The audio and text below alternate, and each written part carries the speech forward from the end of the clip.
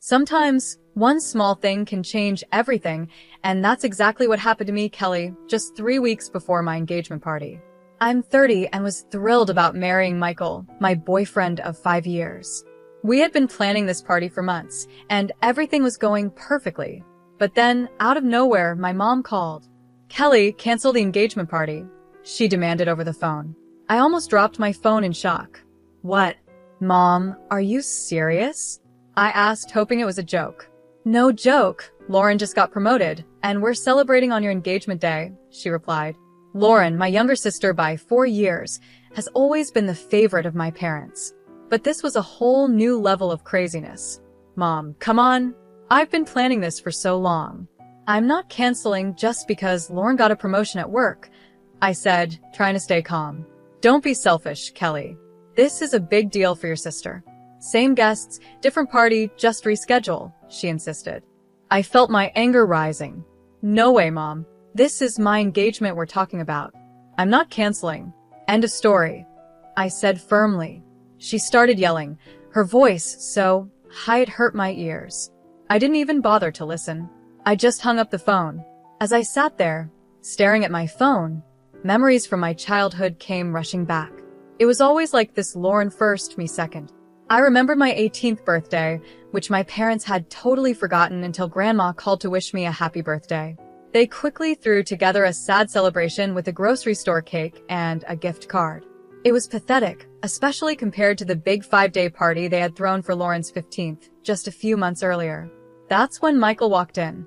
He took one look at my face and knew something was wrong. "Kelly, what's going on?" he asked, sitting down beside me. I told Michael everything: the call from my mom, her demands, and all the memories that came flooding back. He listened, and I could see him getting more upset with every word. "That's ridiculous," he said when I finished. "We're not canceling anything." I nodded, feeling so grateful for his support. "I know, but why can't they ever put me first just once?" I asked, feeling the frustration build. "Because they're clueless," Michael said firmly. "But I put you first, always." I looked up at him and managed a small smile. "I know. That's why I'm marrying you, silly." We spent the rest of the night going over our plans, making sure everything was perfect. As I drifted off to sleep, I tried to push thoughts of my family out of my mind. This was my time, my moment, and I wasn't going to let them ruin it. The next morning, I woke up determined to forget about my mom's crazy call and focus on the party. I had a million things to do: send invites, sort out decorations, you name it. Then my phone buzzed. It was my cousin Julie. "Hey Kelly, everything okay with you and Michael? Heard you guys split up," she texted. I stared at my phone, totally confused. Where did she get that idea? I quickly typed back, "What? No way, we're fine." "Who told you that?" Julie's reply came quickly. "Weird. Aunt Olivia said your mom told her the engagement was off." My stomach dropped like a stone. I called Julie right away. "What's going on?" I asked as soon as she picked up. "I don't know, Kelly. Aunt Olivia called last night and said your mom told her you and Michael had this huge fight and called everything off. She said we should all go to Lauren's promotion party instead." It felt like I'd been punched in the gut. "Julie, that's all lies. We're still engaged and the party's still on. Mom wanted me to cancel for Lauren's thing, but I said no way." There was a pause. "Oh no, Kelly, I'm so sorry. I had no idea." I spent the next hour on the phone with Julie, trying to figure out what happened. Turns out, my mom had gone behind my back and called every single relative on the guest list, spinning a wild story about Michael and me breaking up and redirecting them all to Lauren's promotion party. I took a deep breath, trying to calm down. "I'm going to fix this mess. Can you help spread the word that the engagement is still on?" I asked. "Of course," Julie replied without hesitation. "I'll start calling people right now." After hanging up, I just sat on my couch, trying to wrap my head around it all.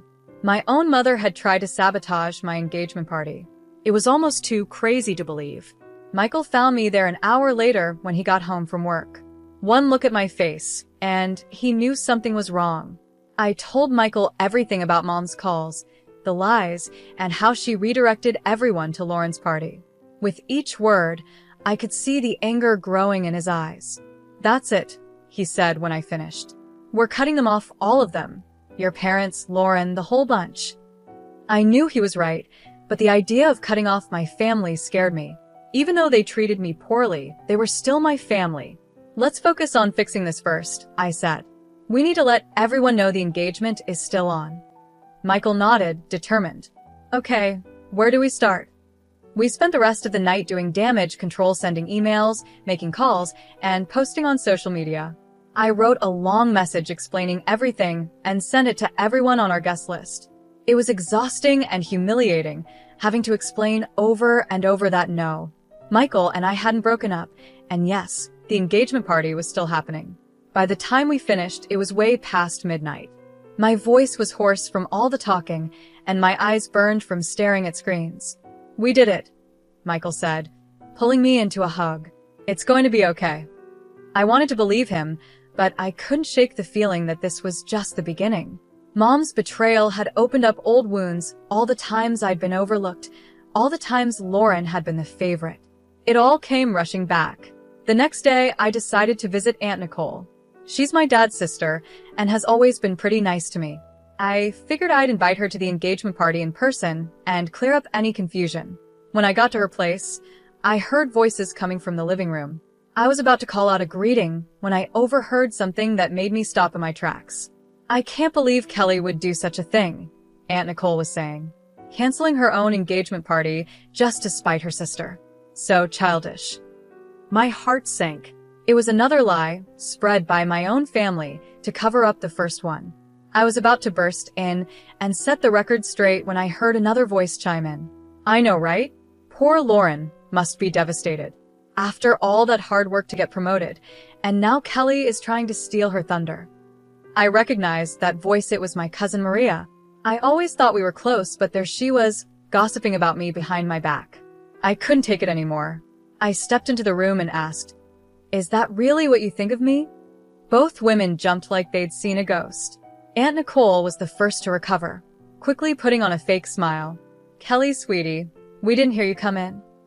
"Obviously," I replied, my voice cold. "I came to invite you to my engagement party, but it seems like you've already made up your minds about me." Maria at least had the decency to look embarrassed. "Kelly, we didn't mean..." "Save it." I cut her off. "I want to know exactly what Mom told you." For the next hour, I listened as they revealed everything about Mom's twisted story. According to her, I had a tantrum when I heard about Lauren's promotion and demanded she reschedule her celebration. When Lauren refused, I supposedly canceled my own engagement party out of spite, saying I'd rather not get married at all than share the spotlight. It was just another lie from my family. By the time they finished, I was trembling with anger. "None of that is true," I said, my voice shaking. "Mom called me and demanded I cancel my engagement party for Lauren's celebration. I said no, and now she's spreading lies to sabotage me." I told them everything: the forgotten birthdays, the constant comparisons, years of feeling like I was never good enough. By the time I finished, both women were in tears. "Oh, Kelly," Aunt Nicole said, reaching for my hand. "We had no idea. We should have known better than to believe such crazy stories." I took a deep breath, trying to calm down. "Look, I appreciate the apology, but right now I need your help. The engagement party is still on, and I need you to spread the word. Can you do that?" They both nodded eagerly, relieved to have a chance to make things right. As I left Aunt Nicole's house, I felt all mixed up, angry at Mom's betrayal, hurt that my family so easily believed the worst about me, but also a bit hopeful. At least some of the truth was out now. The big day arrived, and I was a bundle of nerves. As Michael and I walked up to the hall, I held my breath as we pushed open the doors, bracing myself for whatever mess we might find inside. But holy cow, I couldn't believe my eyes. The place was buzzing with people. Smiling faces turned to greet us, and a warm, fuzzy feeling washed over me. The room was packed with relatives, not just the ones we had managed to reach the day before, but faces I hadn't seen in ages. "I can't believe you all came," I said, my voice choked up. Uncle Paul, my dad's brother, came up and gave Michael a hearty slap on the back. "Of course we came. Did you really think we'd miss this?" "I've got to say, those rumors about your canceled engagement spread like wildfire, But it looks like they backfired big time, someone said. I laughed, feeling lighter than I had in weeks. I guess they did. As Michael and I made our way through the crowd, soaking up all the congratulations and well wishes, I couldn't help but notice that Mom, Dad, and Lauren were nowhere to be seen. No texts, no emails, not even a reluctant congratulations. But surprisingly, their absence felt more like a relief than a disappointment. Instead, I found myself drawn to Michael's parents, who were beaming at us with genuine pride and love. His mom hugged me tight and whispered, "We're so proud of you, Kelly. You're already part of our family." The party was in full swing when suddenly there was a commotion near the dance floor. I couldn't believe my eyes. There was my 83-year-old grandma in the middle, showing off what she called an incendiary dance from her youth. "Come on, you young ones," she called out, her eyes twinkling mischievously. "Let me show you how we used to dance back in my day." The crowd went wild as Grandma twirled and swayed, moving surprisingly well for her age. Soon, others joined in, and the dance floor turned into an amazing multi-generational dance-off. As I mingled with the guests, I couldn't help but overhear bits of gossip about all the family drama leading up to today. "Can you believe what Kelly's mother tried to do?" I heard Cousin Maria say to another relative. "She tried to cancel her own daughter's engagement party for her other daughter's work thing. It's nuts." "I know," the other voice replied. "Poor Kelly has always gotten the short end of the stick in that family. I'm glad she's finally standing up for herself." Instead of feeling embarrassed or upset by these conversations, I felt validated. For once, my relatives were seeing the truth about my family dynamics, and they were on my side.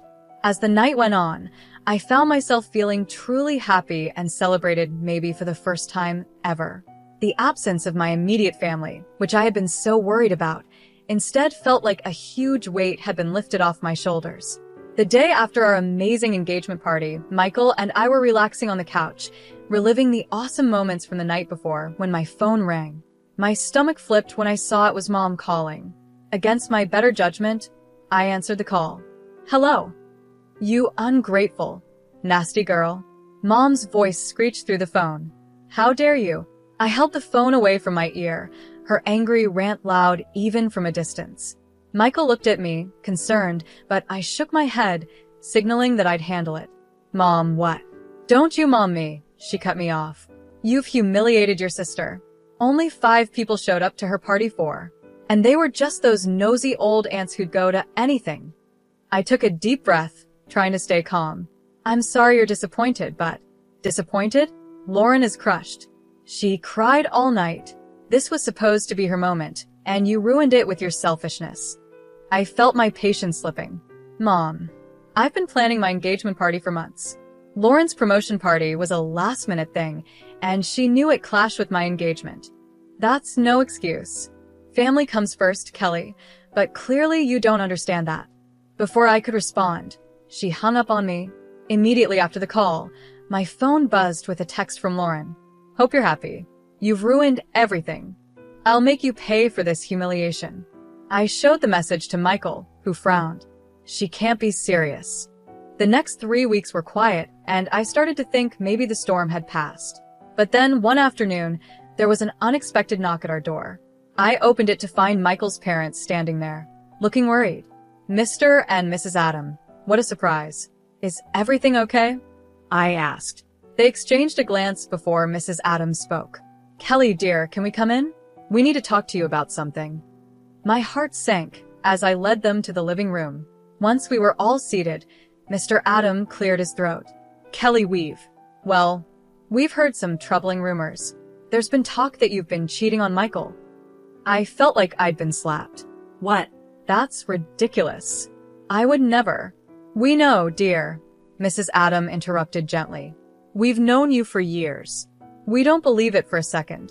Relief washed over me, quickly followed by anger as I realized where these rumors likely came from. "It's my sister," I said, my voice shaking a bit. "She threatened to get back at me for ruining her promotion party. She must be spreading these lies."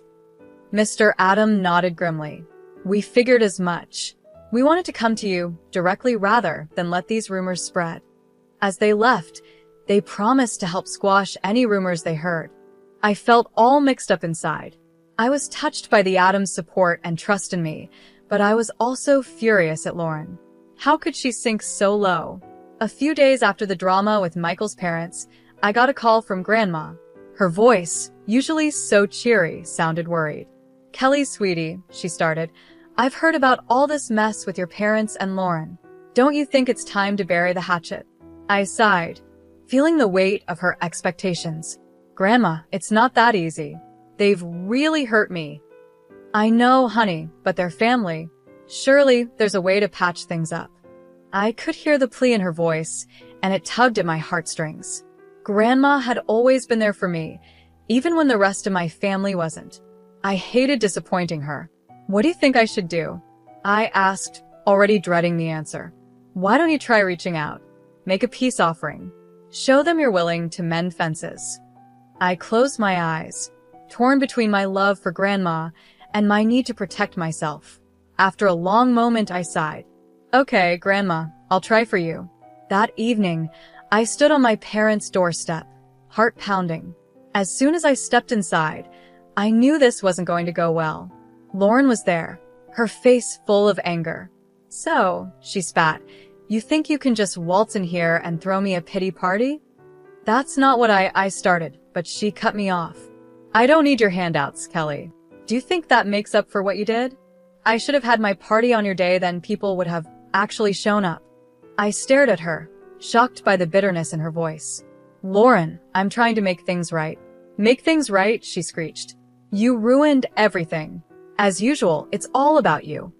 I looked to my parents, hoping for some support, but they just stood there, nodding along with Lauren.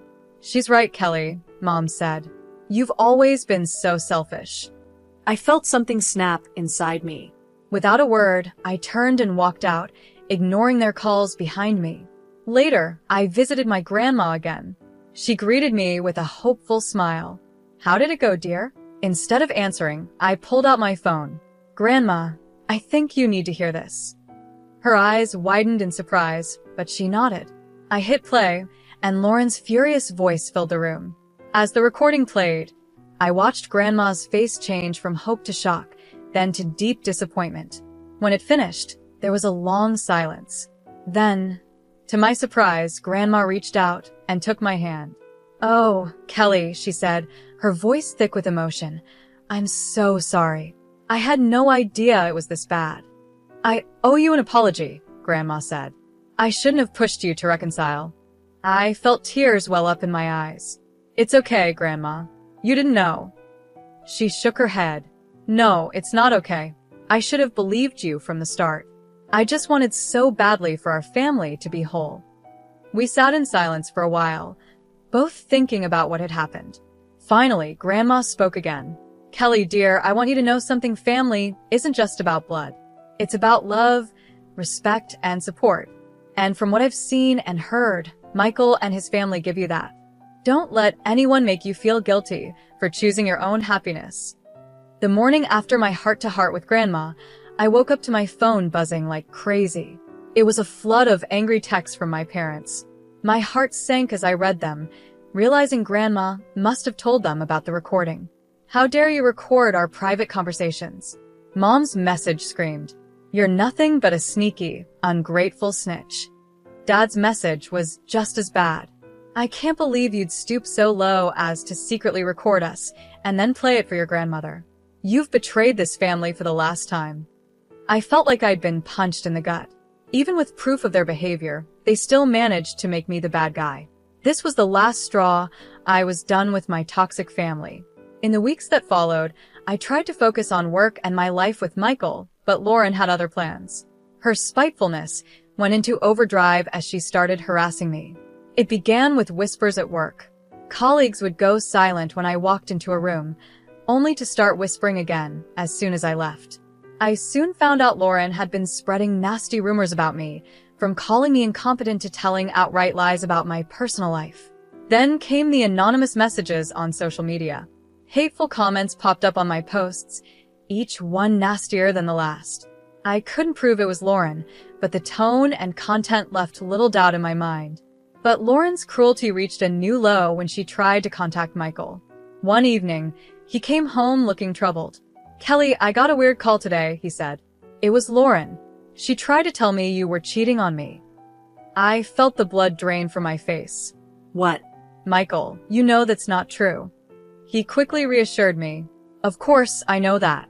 I shut her down right away. "But Kelly, this is getting out of hand." I nodded, feeling a mix of anger and exhaustion. "I know. I just don't know how to make it stop."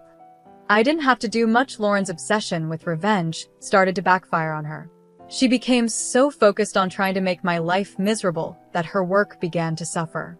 She spent more and more time plotting against me, and her coworkers noticed. They saw her constantly whispering and spending long stretches on her phone instead of doing her job. It wasn't long before her bosses noticed too. I heard through the office grapevine that Lauren received an official warning for her poor performance. But even that didn't seem to slow her down. Then, about a month into her harassment campaign, the news broke Lauren had been demoted. The irony was clear to everyone. The promotion she had been so desperate to celebrate, the one that had started this whole mess, was now taken away. After the drama with Lauren finally settled down, I threw myself into wedding planning like it was my full-time job. We finally picked a beautiful outdoor venue, a fairy tale garden with a charming gazebo where we'd say our I dos. As we stood there, imagining our big day, Michael gave my hand a gentle squeeze. "Are you happy?" he asked softly. I looked up at him, feeling all warm and fuzzy inside. "Happier than I've ever been," I replied, and I truly meant it. With the venue set, we moved on to choosing our wedding party. I asked my closest friends, the ones who had stuck by me through all the craziness, to be my bridesmaids. They all said yes, which made me even more excited. Then came the guest list. I sat at our dining table, addressing envelopes to all the relatives and friends who had supported us during the past few chaotic months. As I wrote each name, I felt a deep sense of gratitude for these people who had shown me what real family is all about. But when I got to the bottom of my list, I paused. There were 3 names I hadn't written: Mom, Dad, and Lauren. I stared at those blank spaces, feeling a swirl of emotions inside me. Michael found me there, staring at the paper.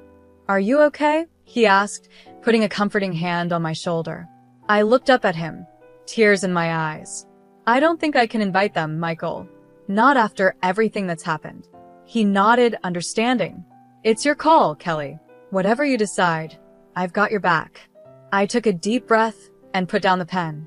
"No," I said, my voice stronger than I expected. "They don't deserve to be there. This day is about celebrating love and support, and that's not something they've shown me." As I made that decision, I felt a sense of relief wash over me. This wedding was about starting a new chapter, surrounded by people who truly cared about us. And I knew that, with Michael by my side, I was making the right choice. As I said the words, it felt like a huge weight had been lifted off my shoulders. It was a bittersweet moment, realizing that cutting ties with my toxic family was the right decision for my future. There was sadness, of course, but it was mixed with an overwhelming sense of relief. The weeks flew by, and before I knew it, our wedding day had arrived. Standing in front of the mirror in my bridal suite, adjusting my veil, I was suddenly filled with a peace I hadn't felt in years. As I walked down the aisle toward Michael, I saw the faces of the people who had supported us. Michael's parents were beaming with pride, my grandma was dabbing at her eyes with a hanky, and our friends and relatives who had stood by us, despite all the family drama, were smiling warmly. These were my people, the ones who had shown me what real love and support looked like. When I reached Michael, he took my hands in his eyes shining with love. As we said our vows, I felt a deep sense of rightness settle over me. This was where I belonged. At the reception, surrounded by laughter and joy, I had a big realization. My engagement party all those months ago wasn't just about celebrating our upcoming marriage. It was the first day of my new life, a life where I wasn't an outsider anymore, but the creator of my own happiness. As Michael and I swayed to our first dance as husband and wife, I rested my head on his shoulder, feeling truly at peace. The journey had been tough, no doubt, but it had led me here to a place of strength, wisdom, and genuine happiness. I love you, Michael whispered in my ear. I love you too, I replied, my heart swelling with emotion. In that moment, I knew that whatever life threw our way, we'd face it together. And for the first time in my life, I was excited about the future, not scared of it. This was my fresh start, and I was ready to dive in headfirst with Michael by my side.